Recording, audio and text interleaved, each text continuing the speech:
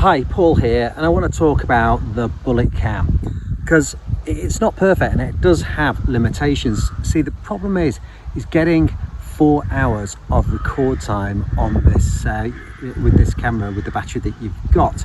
So with regards to video quality, that has to be limited because the more data, the higher end quality that the video is capturing, the lower the battery time will be.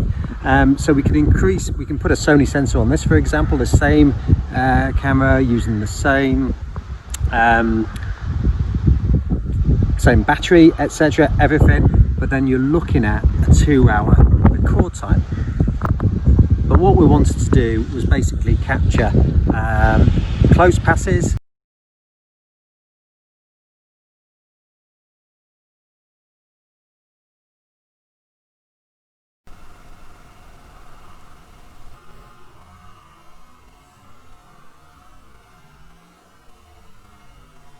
and cars that are pulling out on the left at junction or on the right pulling across.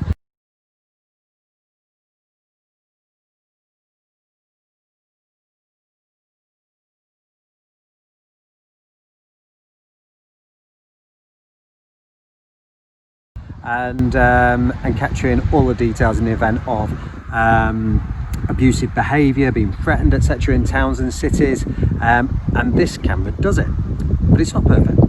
But for example, a GoPro here, this is a Hero 8, that will record for 50 minutes only because it's really high-end video quality. Video quality is fantastic, you don't get better on stabilization, etc.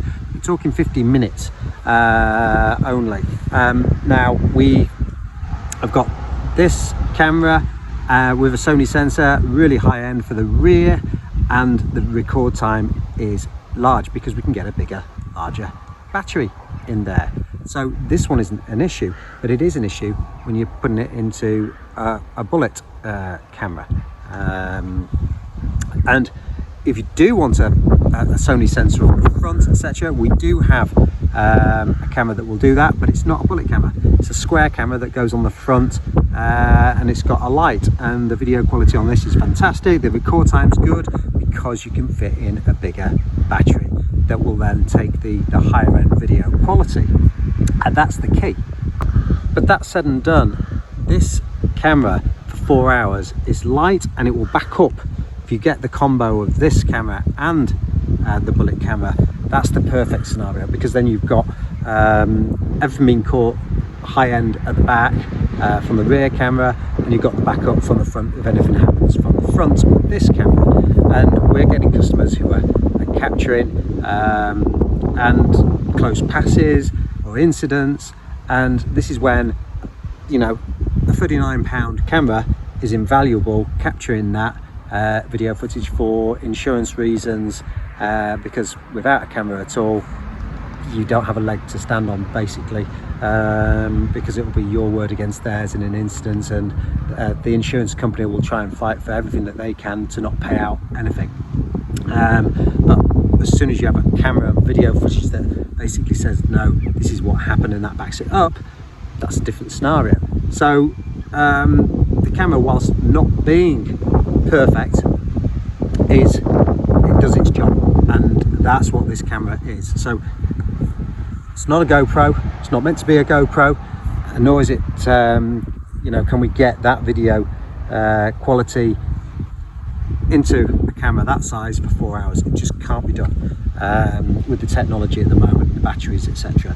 So I hope that explains.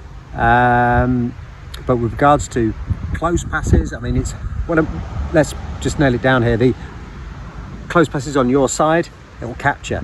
Cars whizzing by on the other side of the road at the national speed limit or above the speed limit, no, it's on the other side of the road. But that isn't those situations aren't the situations when you need the camera. It's in incidents, whether you've got cars pulling out to the right or to the left, close passes, or aggressive, abusive behaviour, or being threatened in towns and cities. They're the scenarios where you need a camera like that. Hope this helps.